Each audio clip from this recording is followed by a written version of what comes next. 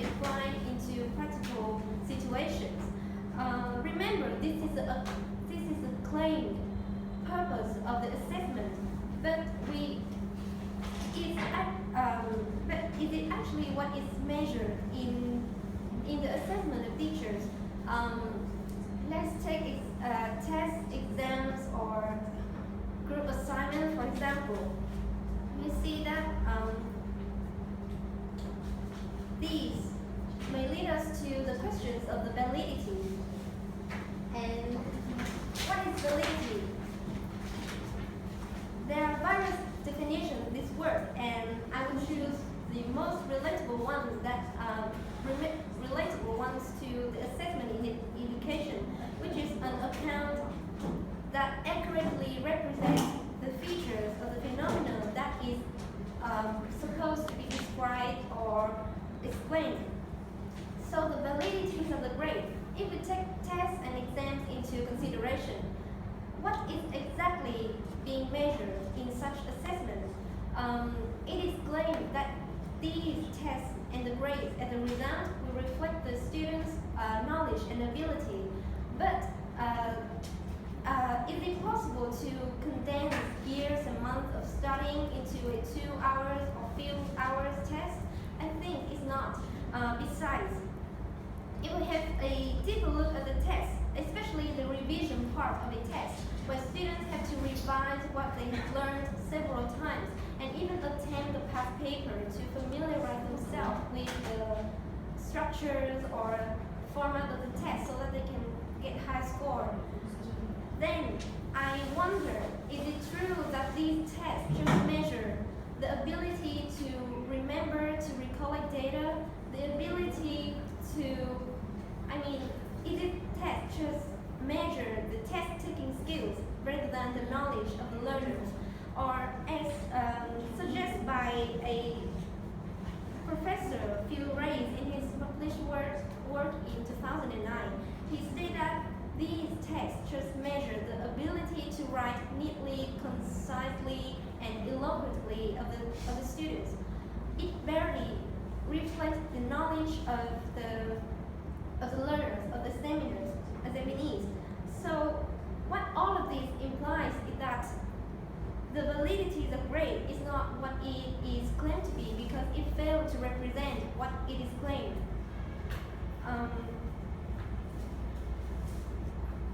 And if we look at, so about the reliability, we know that there are many factors that may affect the process of grading. And according to a research published in 2009,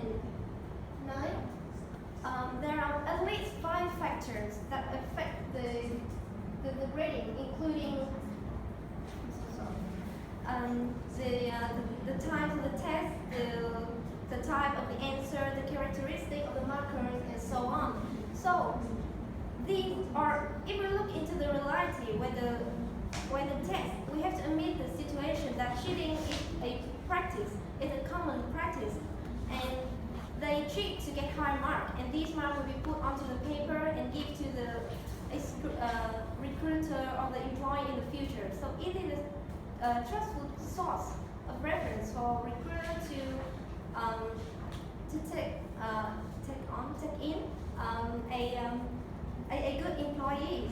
So what I want to conclude is a mark or grade is just an inadequate report of an inaccurate judgment by a biased and rival judge to the extent which a student has attained an indefinite amount of material. Marks is invalid and unreliable.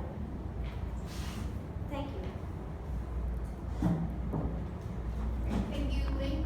I call upon the first member of opposition team, Jiang.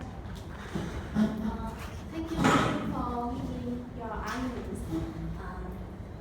Now I will provide several information in terms of cheating. I will talk about cheating first. I'm sorry to interrupt you. Flipping have a USD. Why don't Yes. you put the But slide? it didn't work in this computer, so I put it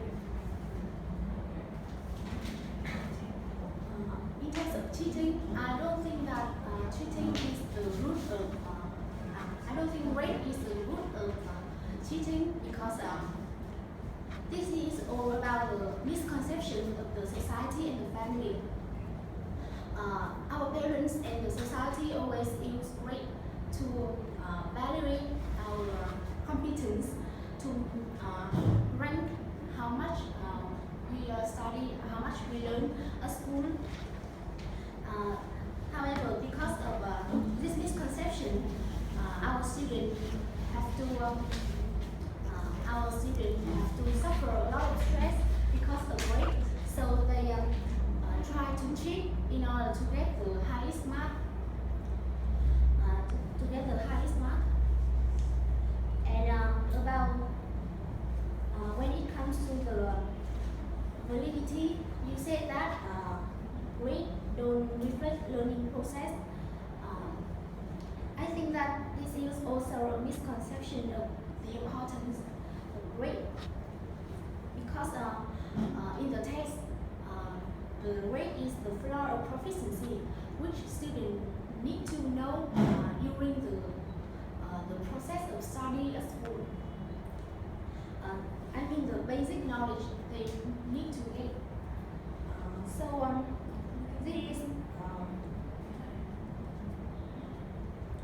I think that grade is needed to guarantee how much student can learn at school. And in terms of my argument, I think that grade is really convenient for several reasons because we grade in format.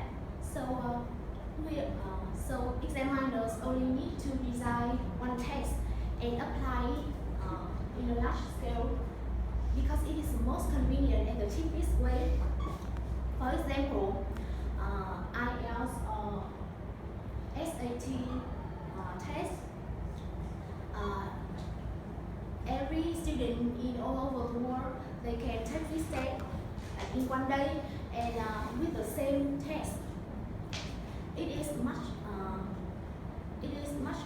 more convenient than other kinds of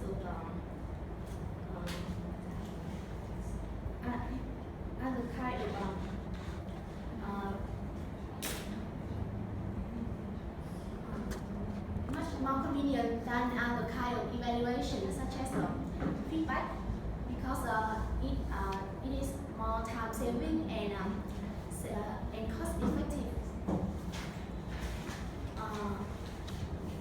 Another point of mine is that when you talk about grade, it's not only about non-reference grade. Grades here are based on fixed standard. For example, you guys over here, you are marking us with a list of criteria. So we can know more about what we are lacking and work more on it. However, the non-reference, as we all know, it is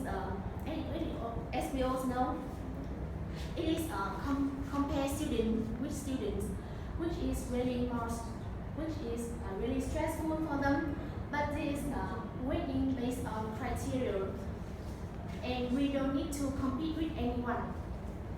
And it is really effective for students in terms of improving their skill, which they are lacking.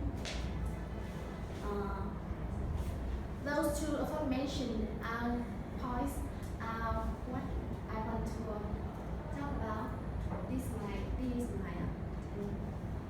thank you. Thank you, Chuck.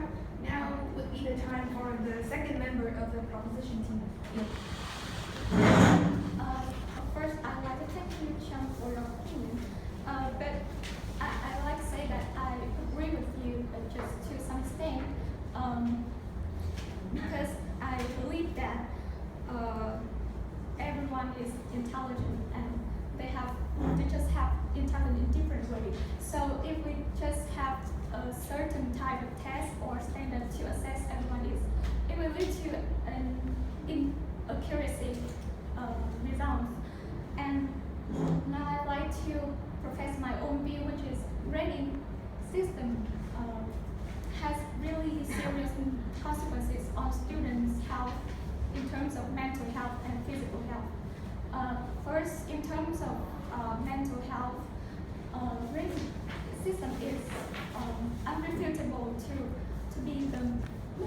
one of the main cause of stress among students.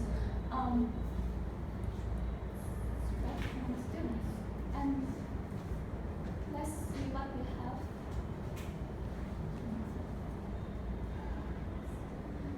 Okay, according to an NPR poll, they found that nearly 40% of students experience high level of stress and the stress anxiety, including the high increased heart rate, the sweating, and decreased appetite. And other investigation found that another investigation from the Institute of Mental Health also found that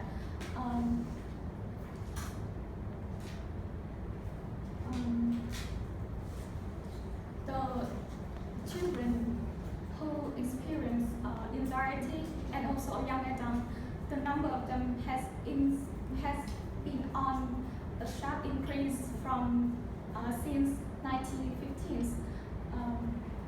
And some researchers also profess that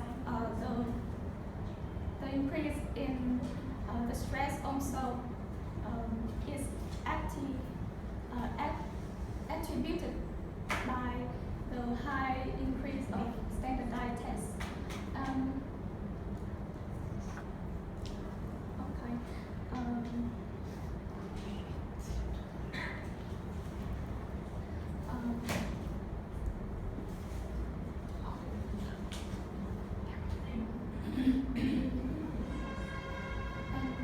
Stress, anxiety, and other psychological problems also are the root of other physical problems. For example, you can see that students will have headache along with unclear thinking that might also can harm themselves and even commit suicide.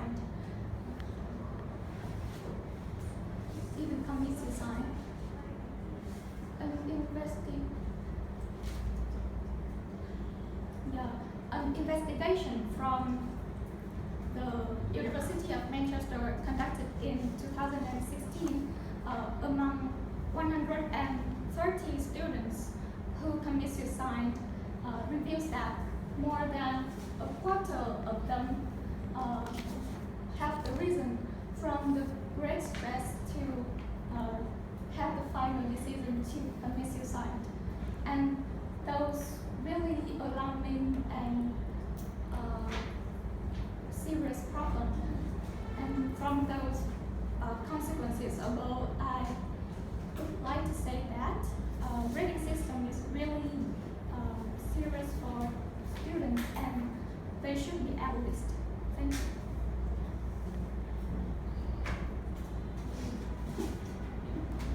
Okay, now would be the time for the second member of the opposition team.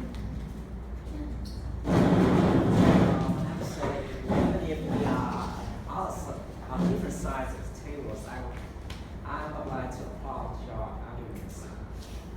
So, but regretfully, I don't agree with most of the points because, first of all, the mental stress and the mental and physical stress that you mentioned is cannot really be attributed to the existence of screenings. In my opinion, it all comes down to perspective, as Trump has just demonstrated. Grades should not be seen as the high bars that students have to exert themselves to reach. It should only be viewed as a stepping stone, a standard that I do have to step on, not reach higher to comes to ultimate decision into suicide as serious as it may seem.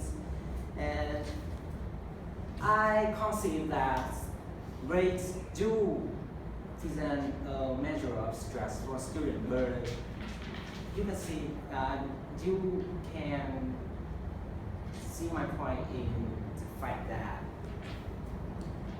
stress is not always negative, and a medium of stress in education is needed for students to develop optimally. So that I would also I would like to come to my point, which also relates to mental health of students. So let's just think outside the box a little. There shouldn't be any argument against the fact that humans are competitive creatures. Is practically hardwired into our brains to always strive to be the best in everything, so that we have better conditions in life. And this mentality is not merely developed through time. It precedes even the earliest human civilizations on Earth. And although we have long evolved past this fatally simplistic state of survival of the fittest, it still remains a basic natural for a human to always be competitive. So my second role is students. You might think that students at an early age are not aware enough to be competitive like their adult counterparts. But studies have shown that students are especially competitive in this particular stage of their mental development.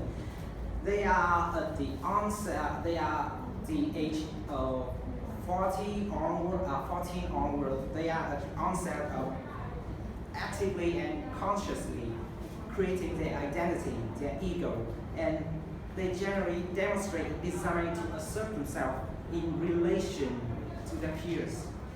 So, what these two things have comes to the singularity. My point is, the grading system provides a solid, clear-cut, reliant structure for evaluation to cultivate this competitiveness. Think about it as when you shoot a gun, the competitiveness is the gunpowder, and we need the barrels, which is the grading system, to direct that power in meaningful ways. The grading system will aid the students in self-assertion and generate self-motivations. As in the lower part of the class, we branch out a little from competitiveness. I point your attention to the theory called the last place aversion theory, in which students generally don't want to be at the bottom of the class, so they go always. Okay, thank you. Your time is up. Now would be the time for the Q&A session. Now, the audience, do you have any questions? Please raise your voice.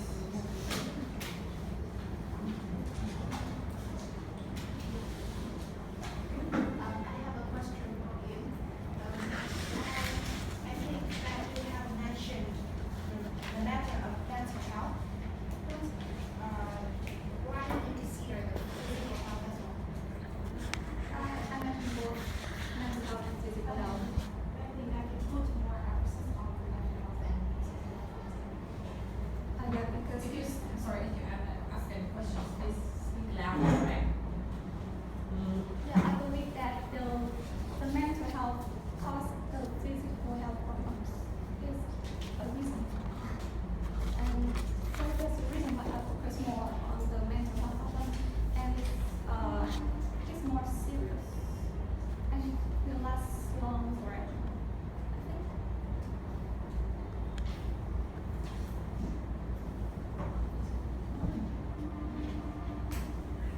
I have questions for this. As for the student mentality, you have mentioned students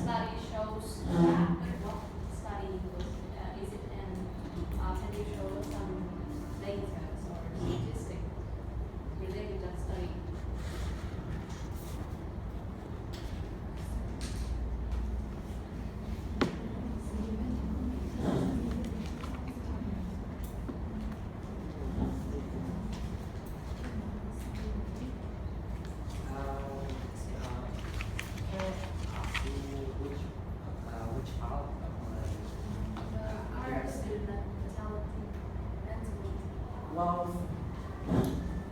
regretfully, I have to say that it's hard to attribute this particular argument to any innocent author because we have come to this conclusion while from compilation of mental studies. So you have to excuse us from having a list of authors for these studies.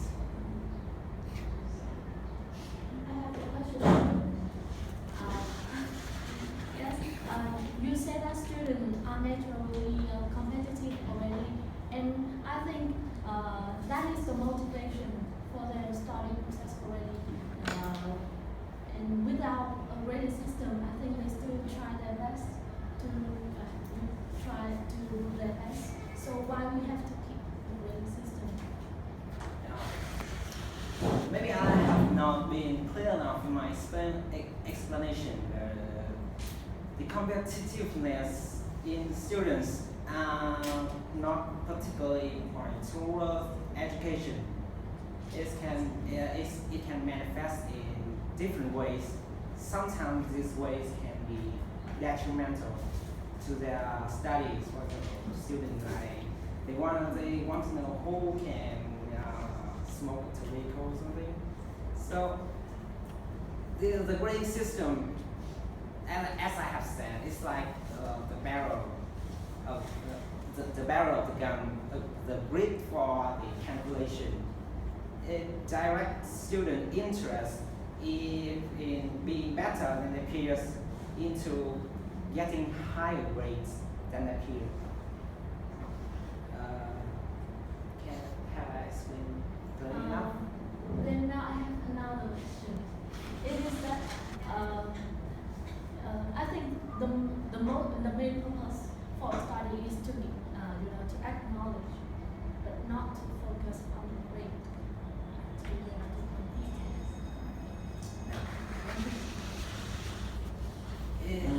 So you said The main purpose of study is to learn and to the main purpose of study is to acquire knowledge. You just said, well, it's a good principle that may be generally true, but in reality, especially for children, primary and nursery schools, they are not interested in studying merely for the acquirement of knowledge. So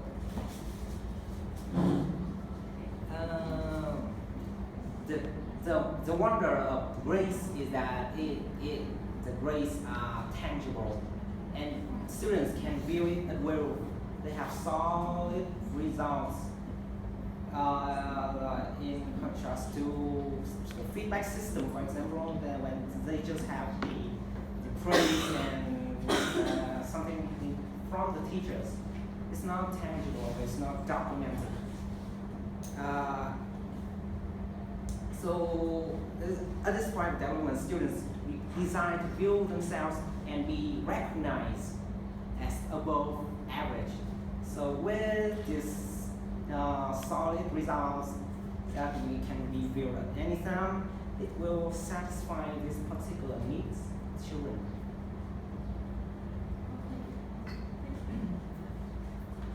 Right, I have a question for Lynn. You don't have to.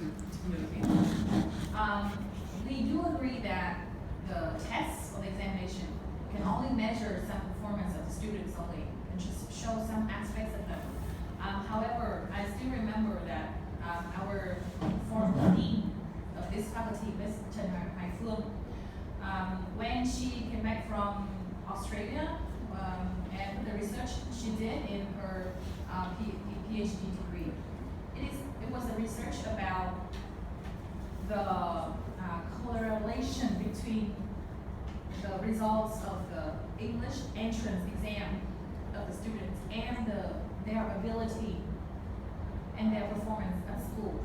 And she expected before the research that they would not be correlated. if you get higher results in the English entrance exam, it doesn't mean that you will do well at school. However, the results was so surprising. They do correlate it. It means that the English entrance exam, also it was just maybe 2 or 3 page test. It can somehow show the ability, the real ability of the students. So what do you think in this situation? So I think it refers to a situation in which the test is we find an appropriate task and scheme to measure the competency and proficiency, but it just doesn't happen to all of the kind of tests. Actually, I have prepared a video in which a professor, he has, like more than 20 years of experience. He taught at 6 university and was a professor in 39 graduate course.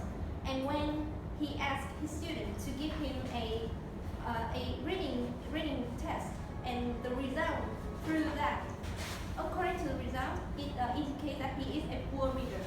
So what do you think in this case? A professor with years of experience, but a poor reader? So somehow it just reflects one aspect of the students Yes. at a time, right? Yeah, I think the test you have just mentioned, which is a good case, just a good Or case. it was a good test. Yeah, it would be good test maybe, or the appropriate test to the aspect that is being measured. Okay, thank you. If you have more. Okay, another question for Chum. You mentioned that grading is a good way, is very convenient and cheap, but I think that holding an exam is more costly than not holding the test. You know, every year, every semester, we have to hold exam, and we have to pay for examiners, and we have to set up the room and lights and facilities for that, and it is more expensive than not having a test. So what do you think? So you mean not having a test? What are the ways you want to suggest to evaluate the competence of students other than the grade? There's many other ways to assess students, not by test. And we can choose one of them, but my point is testing is not that cheap as you mentioned. I think that now there are a lot of tests you can conducting through online through your own computers. Moreover, I think maybe other way of evaluating student feedback like in primary school, but it is really time consuming and maybe costly because student the teachers need to stay up late at home or at school for a very long time to giving feedback for each student. You know, if you hold a test, you only need to sit here and watch them to do their test. Only 1 or 2 hours. It is not really costly like the whole semester. You need to stay and giving feedback for the students. Thank you. Okay, now we will go on with the debate. I call upon the third member of the opposition team. Okay, so let me summarize our position in this debate. So we are against the abolition of grading system. The very first point that my friend Chum has successfully addressed here is that grading system is a convenient tool which educator use can allow educator to use one test for a large scale. They also pointed out that this tool create a competitive environment and compel students to continuously strive for higher position. So, moreover, I wanted to make a point here that by this competitiveness, educator can take it a step further to generate extrinsic motivation for students. And those who defends for the abolition of grading system may say that it is the intrinsic motivation that is play an important role in stimulating students for learning. However, after a long period of studying and researching, we can state that the influence of extrinsic motivation outweighs the intrinsic one. So, Can you please explain a little bit about intrinsic and extrinsic to the audience? okay, so the intrinsic motivation is that you feel motivated, nature motivation, when you feel that the subject is interesting, and the intrinsic motivation is referred to reward subject participation point, scholarship or voucher. Are you clear? Okay. So to begin with, the extrinsic motivation, which is a result of grading system, acts at a starting point that later on can generate, or in other words, boost the intrinsic motivation. So in a book named Understanding Motivation and Emotion, John Marshall Reeves mentioned that reward can make otherwise uninteresting tasks seem suddenly worth pursuing. To clarify this, let's take an example. So a student may seem a subject unmotivated to study because of the nature of the subject, but when the teacher gave him a reward such as participation point or voucher, the student likely to see the subject ahead of them as worth pursuing. So by putting great effort to this subject, he might see that this is interesting, and therefore it triggers the intrinsic motivation in this student. So I'm done with the theory. So here's the statistic. A research carried out in 2014, Starling and Lacey pointed out that 67% of 3,400 college students respond positively to the question, does opponent grade provide motivation for them? So to sum up, I want to say that we still stay with our position of rejecting the abolition of grading system.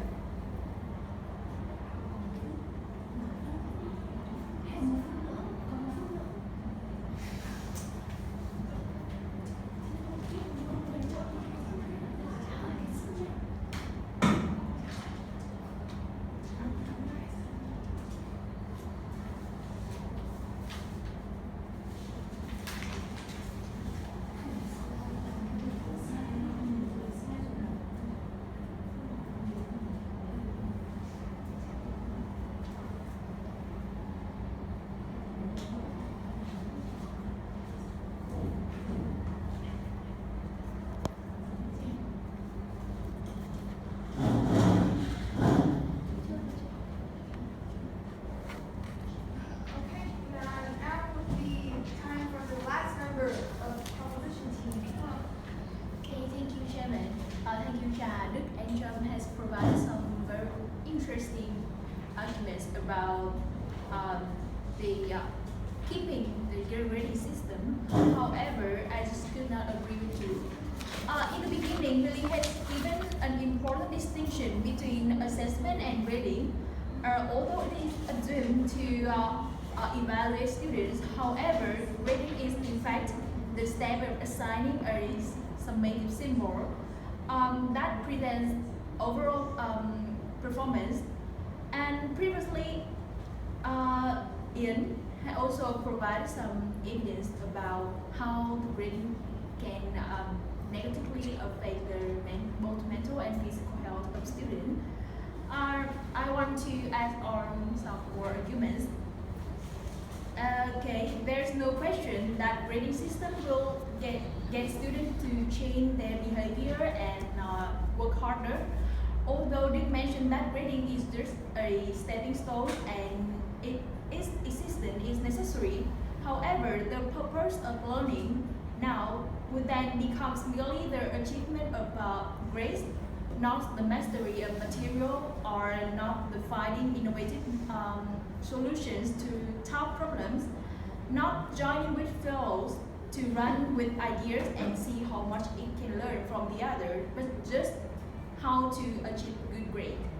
And another problem with a heavy reliance on grading is the underlying assumption that grades are a necessary motivation for students. Like, in contrast to what Cha said, psychological research has shown that students and people in general are more likely to lose interest in what they are doing if they are promised carrots or threatened by state. So that if we use grade as a reward or punishment for completing or not completing the assessment, it will become a kind of wrong external motivation. This type of motivation often results in a decreased focus on